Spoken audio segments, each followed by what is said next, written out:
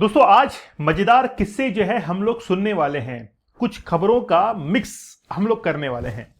Actually में पाकिस्तान जो कि अब ईरान अमेरिका की मध्यस्थता से मीडिएशन से कहीं ना कहीं दूर हो चुका है और ईरान ने कह दिया कि हम पाकिस्तान को एज ए मीडिएटर एक्सेप्ट नहीं करते हैं।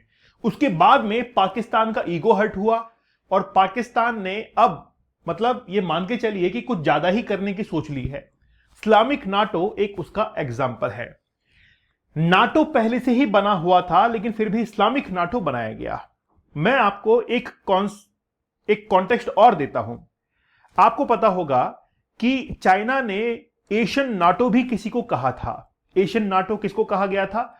एशियन नाटो उन कंट्रीज को कहा गया था जिसके अंदर भारत शामिल था, ऑस्ट्रेलिया, जापान और अमेरिका शामिल था। इसको क्वाड्रिलैटरल एक एग्रीमेंट हम लोग कह रहे थे। ठीक है, एशियन नाटो उसको चाइना ने कहा था। लेकिन अब एक और आ चुका है, वो है इस्लामिक नाटो। इस्लामिक नाटो उन देशों का संगठन जिसने इस्लाम को मानने वाले देश हैं, जिसमें पाकिस्तान हुआ, तुर्की हुआ, इजिप्ट हुआ, सऊदी हुआ। ये तमाम देश मिलकर नाटो की ओर अग्रसर हो रहे हैं। भारत के लिए खतरा है, भारत के लिए एक रेड अलर्ट है, लेकिन उससे भी बड़ा दिक्कत इन खुद के लिए है क्योंकि पाकिस्तान जो कि अफगानिस्तान के साथ में लड़ रहा है, पाकिस्तान बलूचिस्तान के साथ में लड़ रहा है। टर्की के अंदर आप लोगों को पता होगा कि टर्की के अंदर ही एक दूसरा आंदोलन सरकार के विरुद्ध चल रहा है। इजिप्ट जो है अपनी सुरक्षा को लेकर चिंता के अंदर है। उसकी जो बॉर्डर है वो सिक्योर नहीं है। यहां तक कि सऊदी अरेबिया के ऊपर ईरान अटैक कर रहा है। तो ये जो देश मिलकर रिसेंटली इन्होंने मक्का डिफेंस एग्रीमेंट साइन किया है। अपार्ट फ्रॉम इजिप्ट इसमें शामिल नहीं था और इजिप्ट शामिल होने के लिए कह रहा था कि मुझे इसमें शामिल कर लो। तो कुल मिलाकर बात यह है कि पाकिस्तान की जो खुजली है वो अब मिट नहीं रही है और खुजली जो है खुजाने के लिए वो दूसरे देशों को यहां पर शामिल जो है वो करना चाहता है। इस्लामिक नाटो का जो सपना देखा गया है खासतौर पर पाकिस्तान के द्वारा, और इस्लामिक नाटो का वो इस्तेमाल करना चाहता है भारत के खिलाफ कि कल को अगर भारत के साथ में कोई एग्रेशन होता है तो वो तमाम उन देशों को निमंत्रण और न्योता जो है वो भिजवा देगा कि भारत ने मेरे ऊपर अटैक कर दिया है। तो मेरे ऊपर अटैक करने का मतलब है कि इस्लामिक नाटो के अंदर जो तमाम देश है उनके ऊपर अटैक हो चुका है, तो हम सब मिलकर जो है वो भारत के ऊपर अटैक करेंगे। केवल और केवल इसका मकसद यही अब जो है वो बच चुका है।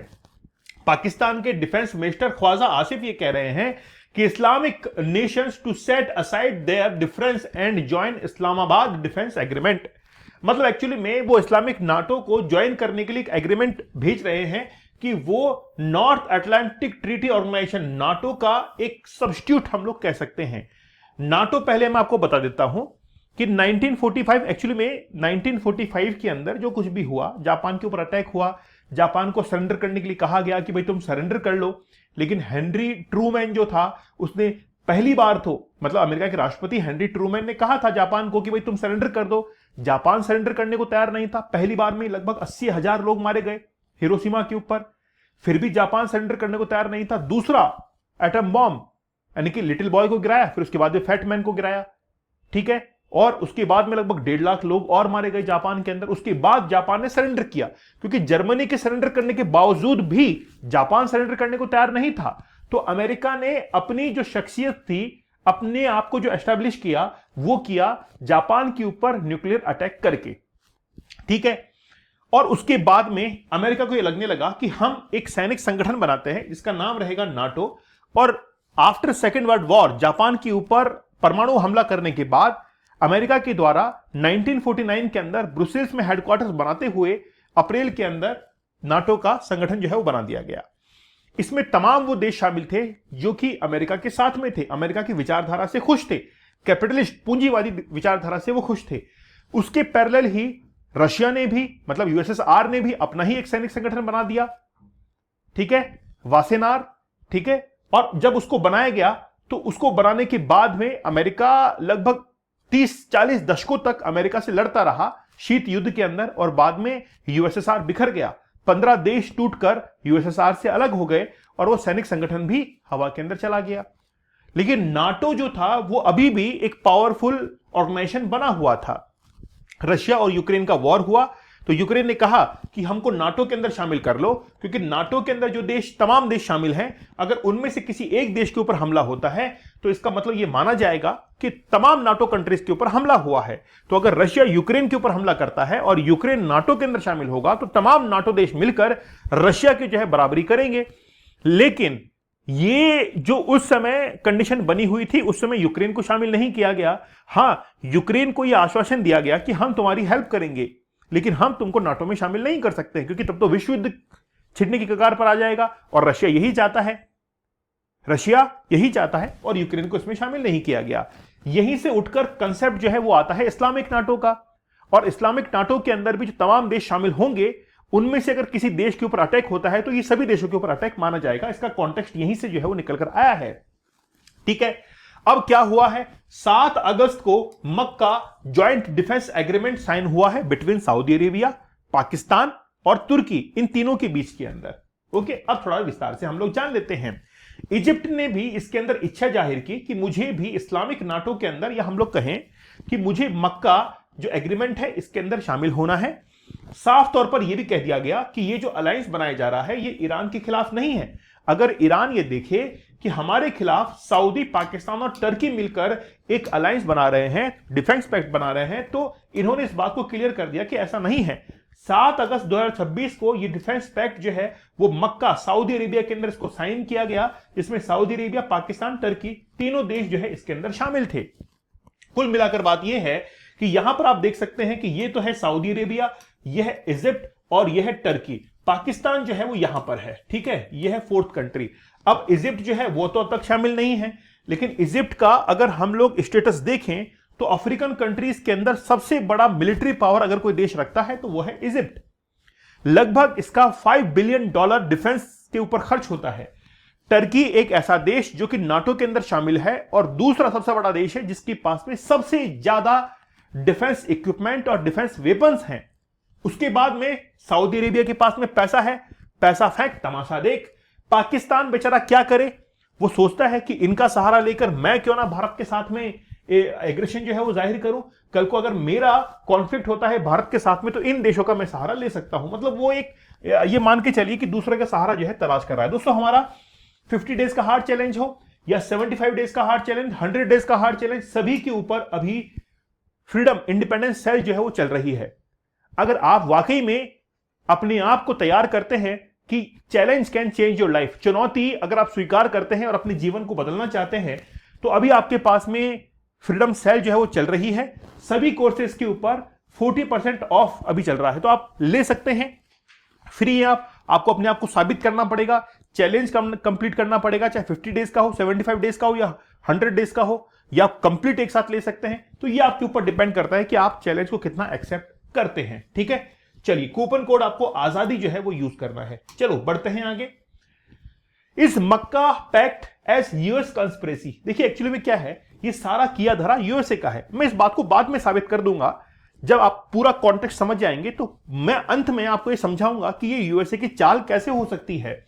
मोर इस्लामिक नेशंस टू ज्वाइन पाक सऊदी टर्की ब्लॉक। एक्चुअली में पाकिस्तान ने सभी इस्लामिक नेशंस को इनवाइट कर लिया है कि तुम लोग भी आ जाओ और हमको ज्वाइन कर लो। जब तुम लोग ज्वाइन कर लोगे तो हम सब मिलकर जो है इसको इस्लामिक नाटो का करार दे देंगे।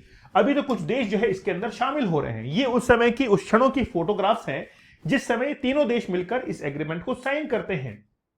ठीक है ना, इस एग्रीमेंट को साइन करते हैं। पाकिस्तान के पास में युद्ध का लंबा अनुभव रखने वाली सेना है, बड़ी मात्रा में हथियार है, परमाणु हथियार भी इसके पास में है। पाकिस्तान मुस्लिम बहुल देशों में इकलौता ऐसा देश है जिसके पास परमाणु हथियार है। समझ रहे हैं आप? मतलब एक्चुअली के अंदर पाकिस्तान को तो इसलिए शामिल किया गया है क्योंकि इसके पास में एटॉमिक वेपन्स हैं, और कोई इसको शामिल करने का रीजन नहीं है। सऊदी अरेबिया के पास में बहुत बड़ी आर्थिक ताकत है, पैसा पैसा और पैसा। ठीक है, तुर्की के पास में नाटो का सबसे अहम सदस्य है क्योंकि सबसे ज्यादा डिफेंस टेक्निक अमेरिका के बाद में अगर किसी के पास में है तो वह है टर्की, और टर्की ने ही पाकिस्तान को ड्रोन्स वगैरह सप्लाई किए थे। यह जो एग्रीमेंट हुआ इसमें कहा गया कि किसी भी एक देश पर हमला होता है तो तीनों देश मिलकर उस देश पर हमला करेंगे जिसने इन देशों के ऊपर हमला किया है। किसी बाहरी हमले की स्थिति में तीनों देश एक दूसरे की सुरक्षा के लिए साथ खड़े हो जाएंगे। सैन्य तालमेल, रक्षा सहयोग भी ये क्या करेंगे, एक दूसरे के साथ में जो है वो शिफ्ट करेंगे। तीनों देशों की सेना मिलकर जवाब देने की क्षमता बढ़ाने की दिशा में काम करेगी और आतंकवाद और दूसरे सुरक्षा खतरों से निपटने के सहयोग करेंगे। मतलब कुल मिलाकर बात यह है कि, है ना, जान जाए लेकिन वचन ना जाए। तो ये वचन है, 5 फेरों के वचन है। इनमें पांचों यानी मतलब तीनों ने मिलकर, अब इसमें कौन दुल्हा है कौन दुल्हन है, कितनी दुल्हनें हैं कितने दूल्हे हैं पता नहीं है, 2 दूल्हे हो सकते हैं, 1 दुल्हन हो सकती है, 2 दुल्हन 1 दूल्हा हो सकता है। और 5 फेरे जो है इन्होंने वचन यहां पर स्वीकार किए हैं कि भाई तेरे को कोई छेड़े तो मेरे पास आ जाना तुम, ठीक है ना। अब देखिए पाकिस्तान, टर्की और सऊदी अरेबिया का एक बार हम लोग कंपैरिजन कर लेते हैं। तो पाकिस्तान जो है वो अपनी मिलिट्री पावर को लेकर 14th रैंक पर है, टर्की 9th रैंक पर है और सऊदी अरेबिया 25th रैंक पर है। जबकि इनका डिफेंस बजट देखकर ये पता लग जाएगा तो ये कंगाल पाकिस्तान जो है मात्र 9.1 बिलियन डॉलर जो है वो खर्च करता है डिफेंस के ऊपर, जबकि टर्की से ज्यादा 51.4 बिलियन डॉलर पैसा खर्च कर देता है। और सऊदी तो खैर माशाअल्लाह सुभान अल्लाह, ये तो बहुत आगे है, 64 बिलियन डॉलर पैसा खर्च कर देता है। आप समझ सकते हैं सऊदी अरेबिया के पास में क्या है, पैसा है। और देखिए पैसा है तो पावर है, कुल मिलाकर 100 बातों की एक बात है, ठीक है। सऊदी अरेबिया इनसे बहुत आगे है। पाकिस्तान से आईएमएफ का लोन जो है वो नहीं चुक रहा है, पाकिस्तान से आईएमएफ का लोन जो है वो तक नहीं चुक रहा है। बाकी फिर डिफेंस जो है इनके पास में है कि कौन कितना अपने रिजर्व पर्सोनेल्स रखते हैं, एयरक्राफ्ट रखते हैं, वो आप लोग यहां पर देख सकते हैं, ठीक है। चलिए बात करते हैं कि यूएस ने ईरान के ऊपर अटैक किया तो यूएस ने क्या कुछ खोया। यूएस ने टोटल एयरक्राफ्ट जो खोए हैं वो है 42, जिसमें हेलीकॉप्टर्स और ड्रोन शामिल हैं। फिर F-15E जो है ईगल वो 1 खो दिया है, A-10 थंडरबोल्ट वो 1 खोया है, हेलीकॉप्टर सी हॉक 1 खो दिया है इसने। खैर ये तो लिस्ट है, यहां पर आप देखिए कि कितने लोग मारे गए हैं। अमेरिका के 19 लोग मारे गए हैं, कॉन्ट्रैक्टर डेथ जो है वो 1 की हुई है, सर्विस मेंबर जो घायल हुए हैं 624, इतने सारे नुकसान जो है हुआ है। खैर ये तो हुआ जान माल का, और यहां पर है पैसों का। माल यहां पर खर्च हुआ है, टोटल कॉस्टिंग जो है अमेरिका को लग चुकी है 113 बिलियन डॉलर। मतलब आप मान सकते हैं कि पाकिस्तान का डिफेंस बजट इसके सामने कुछ भी नहीं लगता है। पाकिस्तान जो है लगभग मान के चलिए 10 बिलियन डॉलर खर्च करता है, तो पाकिस्तान से लगभग 10 गुना या 11 गुना जो है वो तो यहां पर युद्ध के अंदर ही खर्च कर दिया है अमेरिका ने, ठीक है। मतलब पाकिस्तान जैसी 11 सेनाएं अमेरिका खड़ी कर सकता है। उसके बाद में डायरेक्ट डिफेंस रिक्वेस्ट जो है, मतलब कितना पैसा खर्च हुआ है, 37.5 बिलियन डॉलर पैसा खर्च कर दिया है। विदाउट वॉर डिक्लेरेशन भी, मतलब प्रिपरेशन के अंदर भी जो है इन्होंने 150 डेज जो है इसके अंदर लगा दिए। मतलब कुल मिलाकर मोटा मोटी जो है अमेरिका ने भी भारी नुकसान इसके अंदर सहा है। अब इस मैप को आप बड़ा ध्यान से देख लीजिएगा कि यूएसए की कॉन्स्पिरेसी जो है वो कैसे सामने निकलकर आती है, कैसे ये षड्यंत्र जो है वो रचा गया है। एक्चुअली में यहां पर जो देश शामिल है, मैं आपको याद दिलाना चाहूंगा 1967 का वॉर। मैंने पिछली बार ये बताया था कि 1967 के वॉर के अंदर इजराइल ने मुस्लिम बाहुल्य जो देश थे, सऊदी अरेबिया, गल्फ कंट्री जो थे, उनको हराया था। जब हराया था तो उसकी खुन्नस जो है वो सऊदी अरेबिया में भी थी, वो इजिप्ट के पास में भी थी, है ना। तो ये लोग मिलकर क्या करते हैं, इजराइल के खिलाफ जो है हमेशा ये कोशिश करते हैं कि इजराइल के खिलाफ हम लोग खड़े हो जाएं। दूसरी बात यह है, अब यूएसए की कहे अनुसार कौन चलता है, पाकिस्तान जो है यूएसए कहे अनुसार चलता है, ठीक है। अब पाकिस्तान जब चलता है तो पाकिस्तान तो केवल इसलिए यहां पर है कि वो इंडिया से अपना बदला ले सके, क्योंकि 2 बार उसको हरा दिया है। तो वो इंडिया के साथ में अगर कहीं पर भी अटकता है तो यूएसए उसकी हेल्प करेगा। दूसरी बात यह है कि ये सऊदी अरेबिया और इजिप्ट जो है वो इजराइल के साथ में बदला लेना चाहते हैं, ठीक है। अब इजराइल कुछ समय से बहुत सिर उठाकर बात कर रहा है। इजराइल ने लेबनान के अंदर जब हिजबुल्लाह के ऊपर अटैक किया तो अमेरिका ने कहा कि तुम अटैक रोक दो, लेकिन इजराइल ने मना कर दिया कि हम अटैक रोकेंगे नहीं। मतलब अमेरिका की बात इजराइल ने माने नहीं। तो अमेरिका को लग चुका था कि इजराइल जो है बहुत ताकतवर हो चुका है, अब यह हमारी बात नहीं मानने वाला है। अब इजराइल को न्यूट्रलाइज करने की बारी आ चुकी है। इसलिए सऊदी अरेबिया को अगर हम लोग ऊपर उठाते हैं, इजिप्ट को हम लोग ऊपर उठाते हैं, टर्की को ऊपर उठाते हैं, पाकिस्तान को ऊपर उठाते हैं, जिन्होंने हमेशा यह बात की है 2 नेशंस की। भाई पाकिस्तान ने क्या बात की है कि इजराइल तो हो सकता है रहे, लेकिन पैलेस्टाइन भी होना चाहिए। जबकि इजराइल पैलेस्टाइन के ऊपर कब्जा करने के लगा हुआ है। वो कहे पैलेस्टाइन वेलेस्टाइन कुछ भी नहीं है। तो आप देख सकते हैं कि इजराइल और पाकिस्तान दोनों एक दूसरे से अलग हैं, और अमेरिका सपोर्ट कर रहा है इसको, क्योंकि उसको इजराइल को भी न्यूट्रलाइज करना है, जो कि ज्यादा सिर उठा के बात कर रहा है, ठीक है ना। तो कुल मिलाकर बात यह है कि ये इजराइल को भी न्यूट्रलाइज करना चाहते हैं, साथ ही के अंदर ईरान जो है उसको भी सबक सिखाना चाहते हैं, क्योंकि ईरान को अलग थलग कर लेंगे और बाकी सभी मुस्लिम नेशंस जैसे कतर हुआ, कुवैत हुआ, सऊदी हुआ, यमन हुआ, ओमान हुआ, सभी को इस्लामिक नाटो में शामिल करते हुए ईरान को सबसे अलग करके और फिर ईरान के ऊपर ही जो है वो प्रेशर क्रिएट कर लेंगे। ये क्या है? ये यूएसए की एक बहुत सोची समझी साजिश है। इसलिए यूएसए के बैकहैंड सपोर्ट से ही इस्लामिक नाटो जो है इसका गठन हो रहा है। खास तौर पर इंडिया, जो कि अमेरिका की बात नहीं मानता था, उसको भी कहीं ना कहीं न्यूट्रलाइज करने के लिए ही अमेरिका की एक चाल है और कुछ भी नहीं है। तो आप आने वाले समय में आप देखेंगे कि अमेरिका का ये जो नक्शा है, मतलब ये जो चेहरा है, वो उजागर होगा। मेरे ख्याल से आने वाले समय के अंदर अमेरिका ईरान को भी न्यूट्रलाइज इसी तरीके से करेगा कि जिस तरीके से जापान के ऊपर अटैक किया गया था, और ईरान के ऊपर भी एक न्यूक्लियर अटैक हो सकता है। इसका रिजल्ट हो सकता है यही निकले। दोस्तों, हमारा 50 डेज का चैलेंज हो या 75-100 डेज का हार्ड चैलेंज हो, वहां पर अभी आपको इंडिपेंडेंस सेल जो है वो देखने को मिल रही है सभी कोर्सेज के ऊपर, और जो हार्ड चैलेंज हमारे लिए गए हैं उस पर तो आपको डिस्काउंट अवेलेबल है। आप जरूर इसको अवेल कीजिए, चैलेंज लीजिए, आप खुद ये करके देखिए कि वाकई में क्या मैं विदाउट जो है पोर्नोग्राफिक कंटेंट क्या 50 दिन, क्या 75 डेज दिन या 100 डेज रह सकता हूं।